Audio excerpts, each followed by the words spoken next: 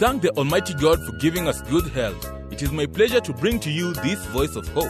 This is New Life program coming to you from Adventist World Radio, and I'm your presenter, Chileno Diambo.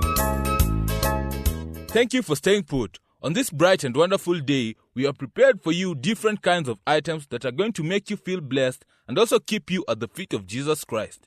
We are going to listen to the lovely, able voice of Sister Susan Apondi as she will be telling us more about job burnout.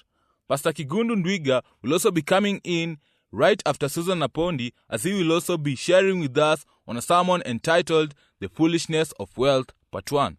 Here is some sweet melodious tune just for you, my dear listener. My Lord, what a morning. My Lord, what a morning. My Lord, what a morning.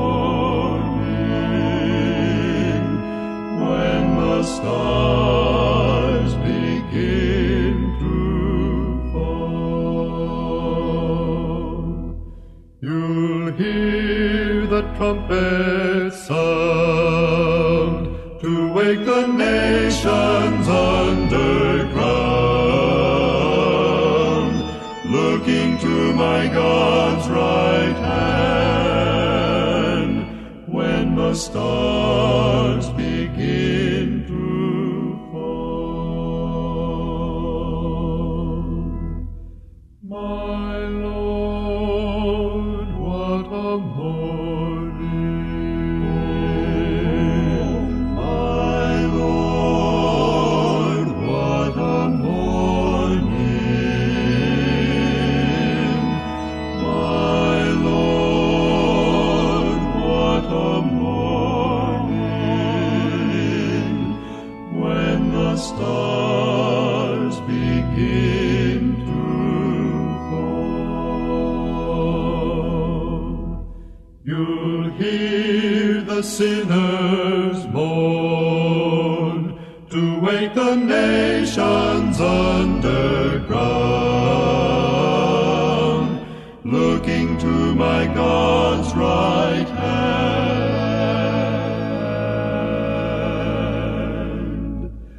When the stars begin to fall,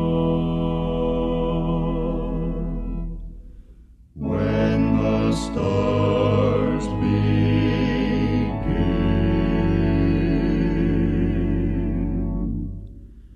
to fall.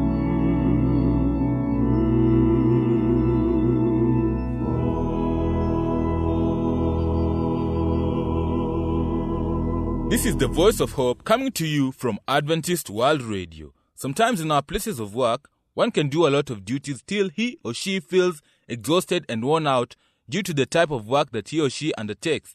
Susan Apondi is prepared to take us through on the topic job burnout.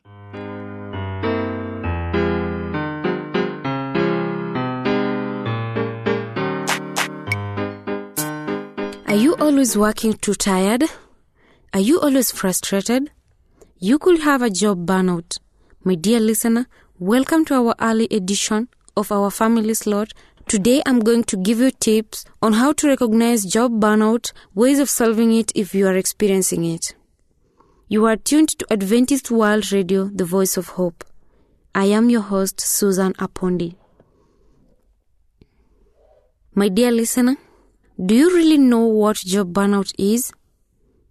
Well, experts say it is the exhaustion of physical or emotional strength or motivation, usually as a result of prolonged stress or frustration. Are you frustrated or stressed nowadays? Both you and me, a host of co-workers, do. My dear listener, we have so many causes of job burnout.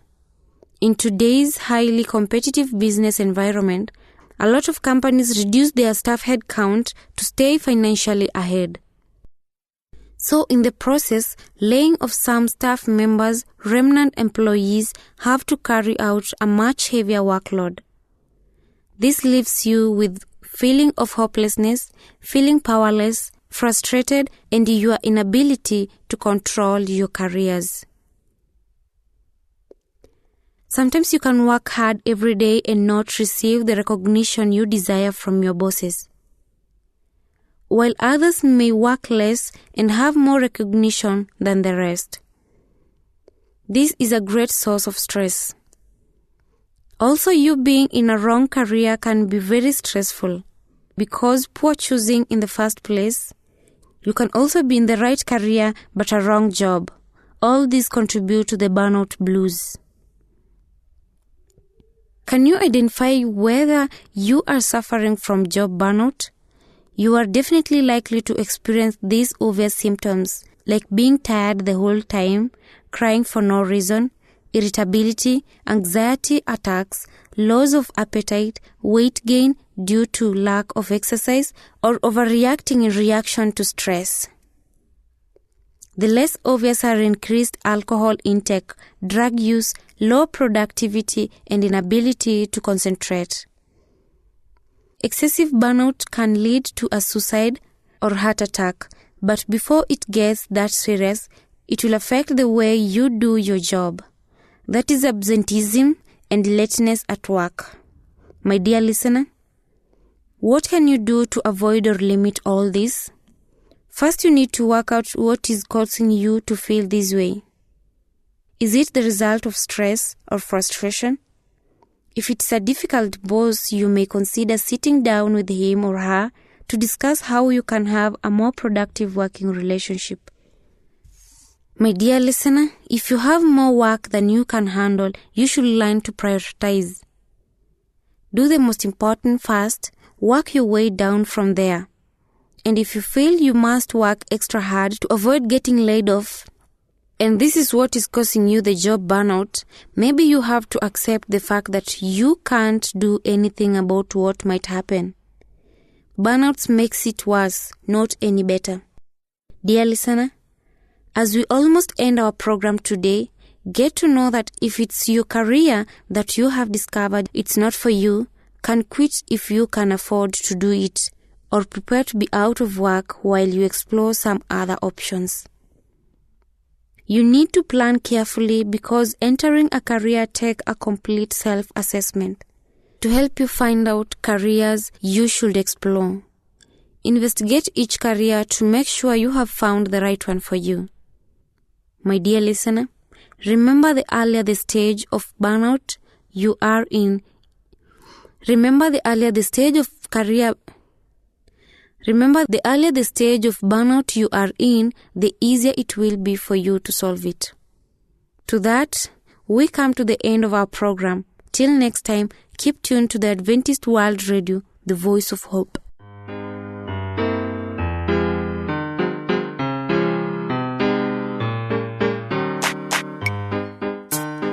Thank you for staying put to Adventist World Radio, the voice of hope. I am your presenter, Tileno Diambo. Starting from today onwards, those who normally do not have enough sleep will put it into practice what has been said by our sister Susan. Feel free to send in your views, comments, and suggestions concerning this program. Do so by writing to the producer, Adventist World Radio, P.O. Box 42276, code 00100, Nairobi, Kenya. You can also contact us through our email address, which is awrnairobi@eau.adventist.org.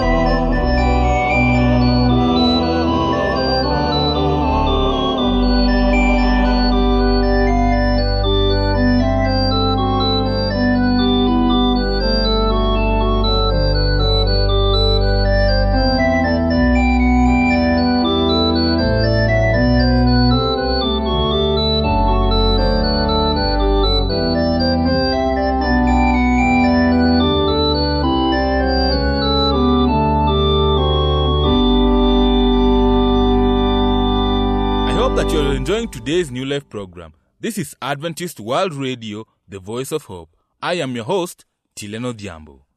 Is it true that wealth can make someone become foolish? Well, we'll be finding out about that in just a moment from Pastor Kigundu, as he will be sharing with us on a topic, the foolishness of wealth. Be enlightened.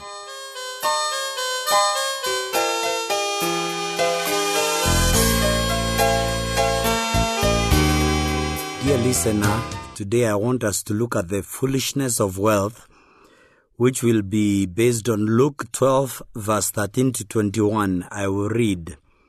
Someone in the crowd said to him, "Teacher, tell my brother to divide the inheritance with me."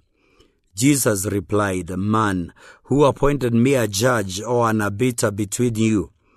Then he said to them, "Watch out, be on guard against all kinds of greed.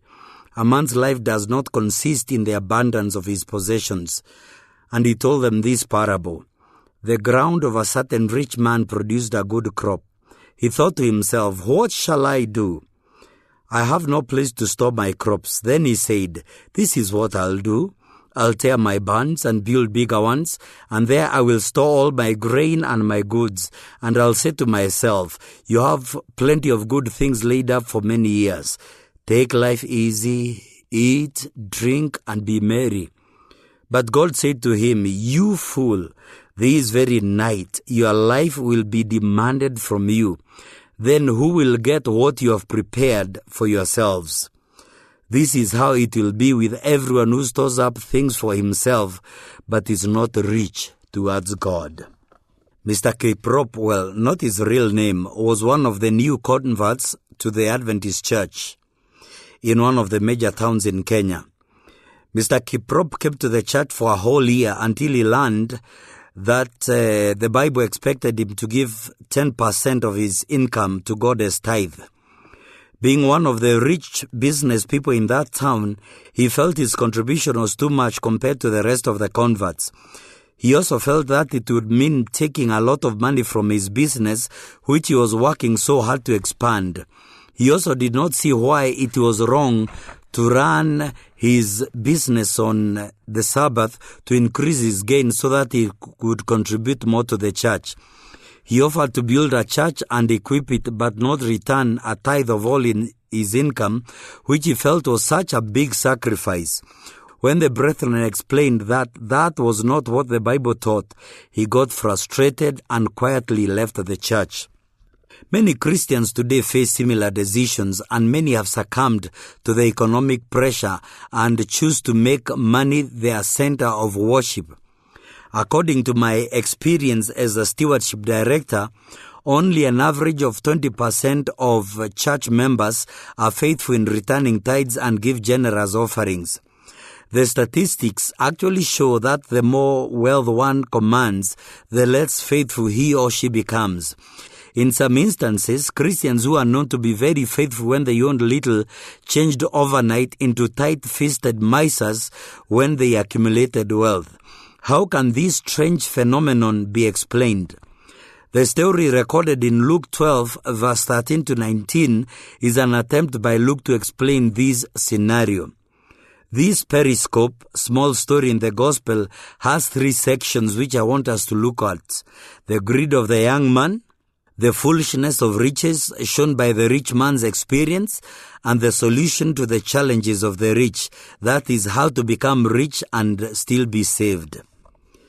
I want us first of all to look at the greed of the young man. Little is known of this young man. He is introduced abruptly into the section of warnings. He had a problem that he wanted Jesus to solve. For him it was a big issue, the division of inheritance. The Jewish rabbis were experts on legal matters and could be consulted for guidance on laws related to civil regulations. The young man must have regarded Jesus as a Jewish teacher and wished to seek his help. His chief concern was the unfairness of his elder brother in the distribution of the inheritance, a common dispute in many parts of the world. Does this amount to greed? Why didn't Jesus support his fight for justice, and yet God is a God who loves justice? How much time do we spend on fighting in the church, defending our rights? The issue of regional representation in church committees, remuneration of church workers, job distribution among communities, and others may be as pertinent to us as the issue of the division of inheritance was to this young man. Jesus knew that behind these calls of justice is the malady of greed. How can the same Jesus who said, if anyone would sue you and take your coat, let him have your cloak as well, give a different answer? The problem with the young man is hidden behind his clamor for justice. The basic problem is that he thought wealth was the answer to his woes. If only my brother can give me a little more money, my life will be full of enjoyment and fulfillment, he may have said to himself. He saw Jesus as a settler of disputes and not a savior to be followed after forsaking all other things. That malady is hidden in many of us. If only I had a little money, I would be happier, is the cry of many believers. And yet Jesus' concern is to give true happiness that comes by learning to trust in Him. My favorite author says, Mammon is an idol of many. The love of money, the desire for wealth, is the golden chains that bind them to Satan. Reputation and worldly honor are worshipped by another class. The life for selfish ease and freedom from responsibility is the idol of others. But these lavish bonds must be broken. We cannot be half the Lord's and half the world's.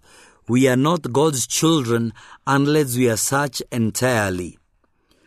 Dear listener, I would be very naive to suggest that money is not important in the Christian life. I believe that Jesus did not say that we should not be wealthy. However, there is something about wealth that contradicts the gospel.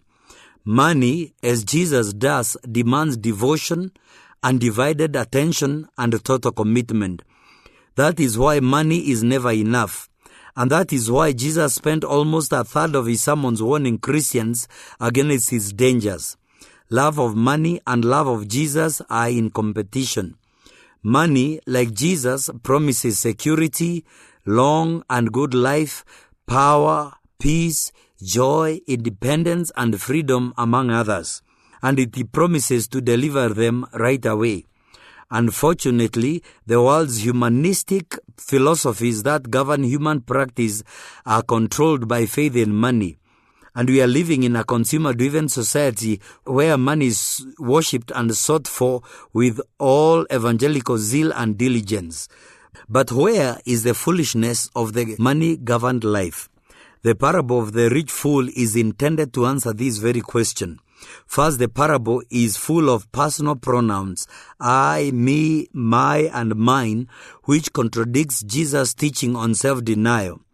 Riches lead us to see ourselves as masters of our destiny. Instead of self-denial, the rich fool affirmed himself instead of seeking happiness in giving. He sought it in keeping. He had no room for the needy, the widows, and the orphans. He told himself, this is what I'll do. I will tear down my barns and build bigger ones. And there I will store all my grains and my goods. And I will say to myself, you have plenty of good things laid up for many years. Take life easy. Eat, drink, and be merry. Luke 12, verse 18 to 19. Secondly, the parable shows that wealth gives a misguided concept of the future. The foolish rich man expected to live happily thereafter.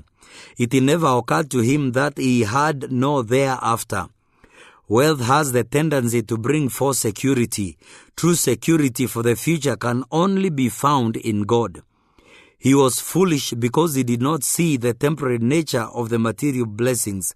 He was foolish because he laid for himself unreservedly to a passing life. Luke 12 verse 15 is a warning against this kind of assurance and commitment to wealth. The Greek of the text is difficult to translate, but I would render it this way. A man's wealth is no guarantee for the continuance of life. The New Testament has three general characterizations of wealth. Number 1, wealth is seen as a stumbling block to following Jesus. The story of the rich young ruler, found in Luke 18, verse 18 to 30. The parable of the sower, that is the deceitfulness of wealth that choked the implanted word, found in Matthew 13, verse 22. And a picture of those who had left everything to follow him, show that wealth indeed is seen as a stumbling block to following Jesus. Similarly, the disciples who are sent out to preach are instructed to go without supply and rely on the hospitality of their host for their livelihood. That is found in Matthew 18, verse 8 to 10. Number 2, wealth is seen as a competing object of devotion.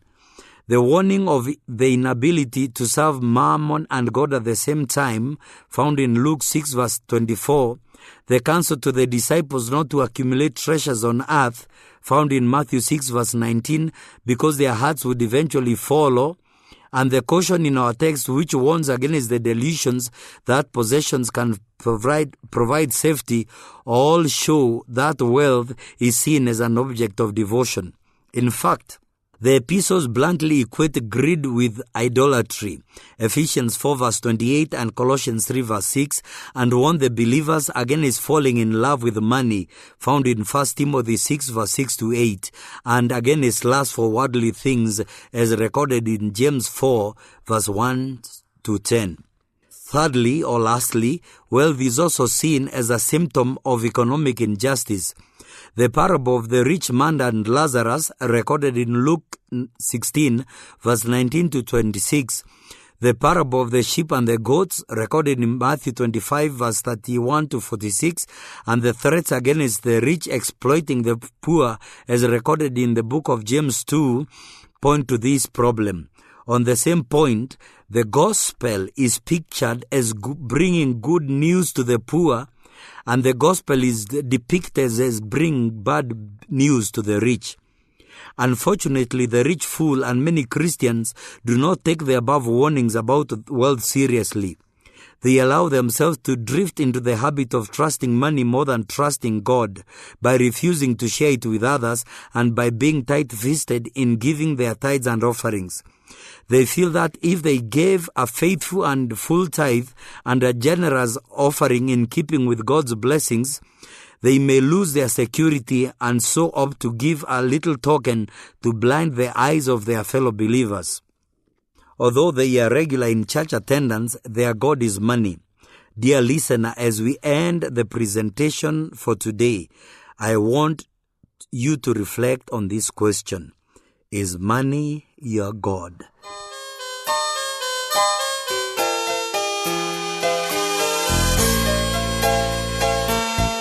Today's edition comes to a halt. If you liked or disliked anything about today's show, tell us about it by writing to the producer, Adventist World Radio, P.O. Box 42276, code 00100, Nairobi, Kenya.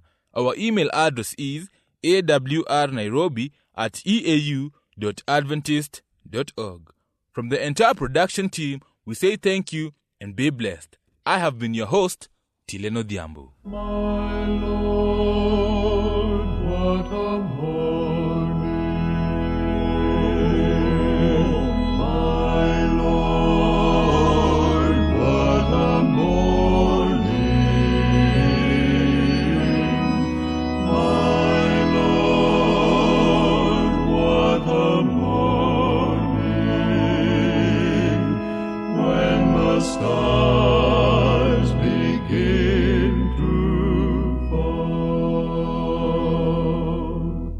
you'll hear the trumpet sound to wake the nations underground,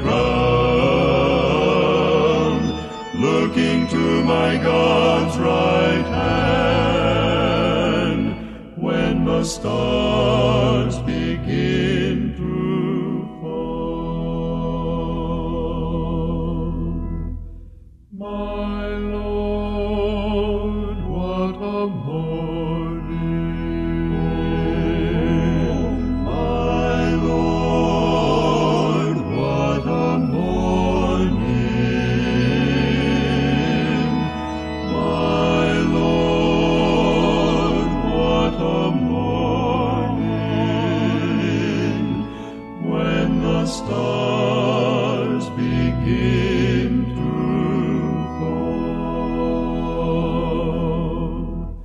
You'll hear the sinners moan to wake the nations underground, looking to my God's right hand.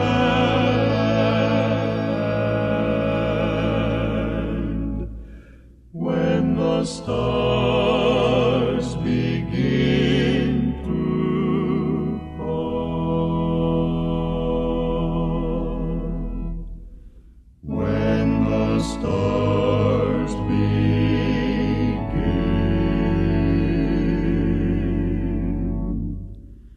to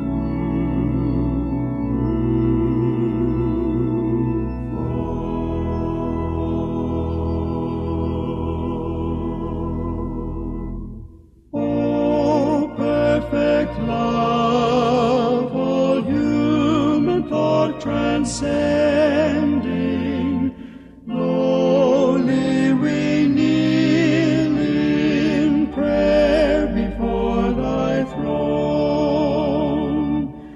that theirs may be the love that knows no ending, whom thou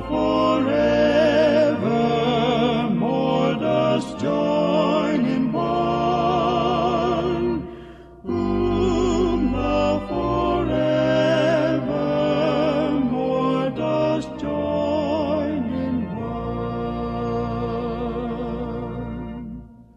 Grant them the joy which brightens earthly sorrow. Grant them the peace which calms all earthly strife. And to life's day the glorious unknown morrow that dawns upon